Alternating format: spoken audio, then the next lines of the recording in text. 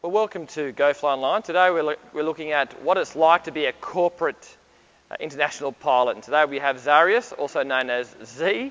We're going to be asking you a few questions today, Z, and picking your brains on what the day-to-day, what it's like day-to-day being a corporate pilot, and advice for anyone wanting to actually become a corporate pilot. So welcome to GoFly Online, Z.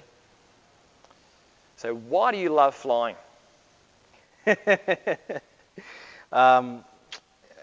Well, it's a matter of passion, and in my case, I grew up in aviation. My dad is a pilot. I grew up flying with him, and from that point in time, when I was very little, I knew that that was what I wanted to do, regardless. There's a saying that do what you love and you'll never work a day in your life. Well, that's exactly what it felt like to me. And even prior to being a professional pilot, I did a couple other jobs, working in offices, banks, etc. And it felt like a job, a 9-to-5 job. You had to go show up, and it was annoying. And every time I would go into work, I would look outside and I was like, man, I wish I was flying. And once I transitioned to aviation, just all that went away. There's not a day that I wake up and I have to fly and say, gee, I have to fly. It's like, I'm excited, I gotta fly. So knowing that is, it lets me know that I'm definitely doing the right thing, that I'm not dreading doing what I'm doing, and I love it. So how did you get started with your flight training? I did my first official flight training back in '05. My dad took me to the local airfield in Florida, Lantana Airport. How old were you then? I was about 15 at the time. You could go and get flight lessons at the age of 15 in the U.S. And I did a short, brief discovery flight, and I still remember it to this day. I even remember the tail number of the aircraft. It was a 172 SP, and I remember my palms were sweating. I mean, I had a flight simulator at home. I flew a lot in it, but this was the real deal, and it was pretty exciting. From that point on, it took me about roughly 2 to 3 years to actually get my license. I was also in high school. Money is also a factor. My dad helped me a lot in that aspect, but it was over a span of 3 years. By the time I turned 18, I got my pilot's license, actually before I got my driver's license. So I something to be proud about, I guess, when you want to be an aviator. Tell us about your first flying job. Well, believe it or not, surprise, surprise, my dad comes into play. At the time, my dad was doing a lot of flying for corporate jets in Florida, to both Caribbean, the Northeast corridor, and down into South America, flying Learjet Saberliners. And at the time when I had just gotten my commercial rating, I got my multi-engine rating, which is slightly different how you describe it here in Australia than you would in the U.S. I was legal to actually fly a multi-engine jet as a co-pilot. The regulations in the U.S. say that you don't need a second-in-command type rating to fly a jet as a co-pilot as long as the flight is domestic.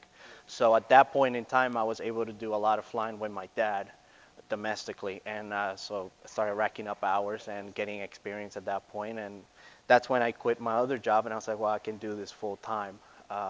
Shortly after that, I went to my first simulators training, which was the most fun training you can have in any industry. I mean, you go there for 3 weeks and have fun, but more importantly, you learn. And at that point, that was the end of it. I just started doing a lot of contract work aside from flying with my dad. And very quickly, I landed this current job flying the Gulfstream. It was a very short time until I got this offer, and been with them ever since, which has been about 6 years or so. What does a typical work week look like as a corporate pilot? Well, I would say my work week is a little unorthodox compared to some of the other pilots. And what I mean is our schedule, we usually fly about once a week or so. That's being either Friday, Saturday, or Sunday. Um, Other than that, a lot of times, Monday to Friday, we're actually off. Uh, Whether we're abroad or we're close to home, at least in this case, we're in Australia, it doesn't work out for us to fly home. So we'll stay here, but we're still off. We'll still do a lot of things related to the aircraft, like we'll maintain stock, all the boring stuff that you don't want to do. But unfortunately, as a pilot, you have to do. Paperwork. There's a lot of planning ahead of time when you're going to fly somewhere, especially if it's international. So that takes up a lot of your time. But you still have a lot of time for yourself. At least in my case, I can't speak for a lot of the other corporate pilots. They'll probably fly more often. Once again, another example would be my dad. He actually flies a Citation 10 in the U.S. and every year I always tell him, I was like, I don't know how you do it. He flies 2 or 3 times more than I do. I'll fly longer legs, but he'll fly quite a bit more. So his schedule, it's probably a little more common in the corporate world, where they're flying 2, 3, 4 times a week, or maybe in all 7 days. So what's it like flying the Gulfstream jet? Well, flying the Gulfstream, it's a joy. It's plain put. It's an aircraft that it'll do anything you. It's a G5, which is there's also the 550, which started in 2003. The G5 started in 97 all the way to 2002. The differences are more into the avionics. There's a brand new avionics suite on the 550. It brought it up to speed.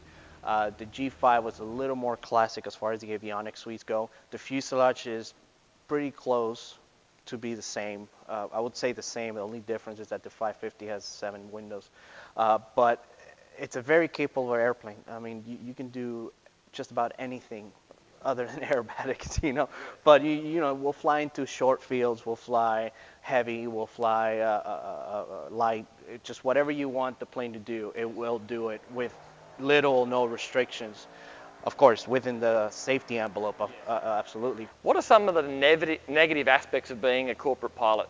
That's what part of being a pilot a lot of people don't talk about, is that when you're away, you got to make the best of it, because otherwise you'll be miserable. You do spend a lot of time in hotels, eating in restaurants. Very poor diet if you don't watch yourself. Maybe it shows on me already, but it's a matter of management in every aspect of life to make it work. And what's your advice to anyone wanting to be a corporate pilot? Well, if anybody out there wants to start flying, I'd say just do it. At least do one flight lesson. I can use my experience as a template and say, well, either you feel it or you don't within that first flight. And that's probably the first thing I would say look for when you go and do that first flight lesson. More specifically, to be a corporate pilot, I always say that corporate aviation, well, aviation as a whole, but more specifically corporate aviation, is very old school, in which networking and word of mouth works like a charm. You can have the most degrees, you can have the most qualifications, but if you don't know the right people in aviation, it may not get you to where you want to be. I'm not saying that that's not important. Your qualifications, your hours are very important, but ultimately networking is the most important thing. Anybody who's a pilot, go talk to them. Start a conversation. If you know someone that's not a pilot, but that they have an interest and you can take them out for a flight, take them out for a flight, because you never know who they know that may give you an advantage in the future, and it happens time and again in the industry where you help someone and then that person has an uncle who's rich and he's like, oh, we can fly his plane or something like that, It's not a common occurrence, but the bottom line is that networking goes a very long way. Absolutely. Yes. But you have no idea how I'm here in Australia, and I'll talk to a fellow pilot that flies either Gulfstreams or any long-range jet, and I'll talk about people that I know in Florida, and they're like, oh yeah, I know that person. So it's a very small world, you know, and that's when I said networking goes a long way, because maybe that person could give you some help here. You didn't have any idea that they would. My case was a very good example for the Gulfstream, aside from the one with my dad. I mean, that was too easy. But with with the gentleman that got me into this job, I met him at my old job. He was he was one of my customers, and I mentioned to him, I said, oh, you know, somebody told me that you were a pilot. I'm actually getting my commercial license at the time, and I guess that stuck with him. And then a couple of years went by. We exchanged information at that moment. A couple of years went by, and then he gave me a call. He's like, are you still flying? What are you flying? How would you like to fly a Gulfstream? And think about it. yeah, right. Let me get back to you. You know, obviously it was a little more complex than what I'm saying, but the point of the story is that I met someone whom I didn't think the slightest idea will give me such a big help in my career in the future, and here I am, you know. So yeah, my biggest takeaway is talk to anybody you can talk to, strike a conversation, go to your local airport and see if you find people, you know people. You know, the more people you know, the more chances you have to broaden your career in aviation. Well, thank you so much, Z, for joining GoFly Online today. You've been a wonderful guest, an inspiration to a lot of pilots. You also make a lot of pilots jealous, but wish you all the best for the future, and yeah, thank you. Thank you. Cheers.